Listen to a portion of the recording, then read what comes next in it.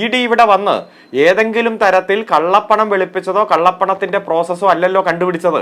ഇവിടെ എങ്ങനെയെങ്കിലും CPM-നെ ഇപ്പൊ PR അരവിന്ദാക്ഷൻ എന്ന ഒരാളെ അറസ്റ്റ് ചെയ്തപ്പോൾ പറഞ്ഞു അരവിന്ദാക്ഷന്റെ അമ്മ ചന്ദ്രമതിയുടെ പേരിൽ 63 ലക്ഷം രൂപയുടെ നിക്ഷേപമുണ്ട്. അറസ്റ്റ് ചെയ്ത് അദ്ദേഹത്തെ റിമാൻഡ് ചെയ്തു. അപ്പോൾ പറഞ്ഞു ഈ അമ്മ ചന്ദ്രമതി ആരുടെ അക്കൗണ്ടിലാണോ പണമുള്ള ചന്ദ്രമതി അത് അരവിന്ദാക്ഷന്റെ അമ്മയല്ല, അതൊരു മറ്റൊരു അമ്മയാണ്, മറ്റൊരു ശ്രീജിത്ത് എന്ന് പറയുന്ന ഒരു ചെറുപ്പക്കാരന്റെ അമ്മയാണ്. അവരെന്തോ പ്രോപ്പർട്ടി വിറ്റ പൈസ അക്കൗണ്ടിൽ ഇട്ടതാണ്. യഥാർത്ഥത്തിൽ അറസ്റ്റ് ചെയ്യപ്പെട്ട ആളുടെ അമ്മ ചന്ദ്രമതി ഒരു തൊഴിലുറപ്പ് പദ്ധതിക്ക് ജോലിക്ക് പോകുന്ന ആളാണ്, 1600 രൂപ പെൻഷനുള്ള ആളാണെന്ന് ബോധ്യപ്പെട്ടപ്പോൾ കൃത്യമായി ED തന്നെ നാണം കെട്ട് പോകുന്ന സാഹചര്യം നമ്മുടെ മുന്നിലുണ്ടായി. ഇപ്പോൾ CPM നേതാക്കന്മാരെ പ്രതിപട്ടികയിൽ ഉൾപ്പെടുത്തിയിരിക്കുന്നതും എങ്ങനെയെങ്കിലും ഭയപ്പെടുത്തി കീഴ്പ്പെടുത്താനും ഞങ്ങൾ ഇന്നതൊക്കെ ചെയ്തു എന്ന് വരുത്താനാ. നിയമപരമായി ഇത് ചലഞ്ച് ചെയ്യപ്പെടും.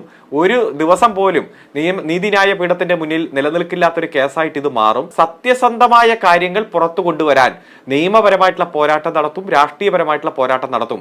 അതുകൊണ്ട് തന്നെ ഞങ്ങൾക്ക് ഇത്തരത്തിലുള്ള ഇൻവെസ്റ്റിഗേഷനിൽ ഒരു ഭയവുമില്ല.